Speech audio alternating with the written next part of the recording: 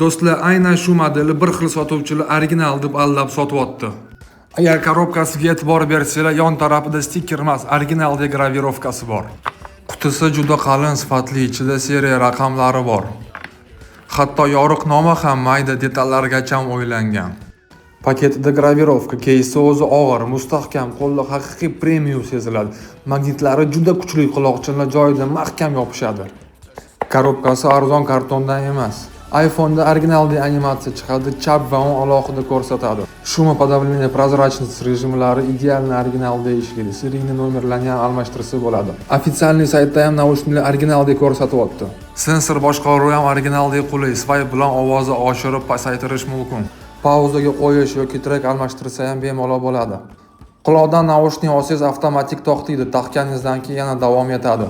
Type-C orqali zaryad qilsa bo'ladi yoki беспроводной zaryadka bilan ishlaydi. Sovg'aga 1 metrlik kabel, 20 vatli adapter, silikon chexol va tasodifiy 4-sovg'a qo'shib beriladi. 18 oy kafolat bor, tovar yoqmasa qaytarsanglar bo'ladi.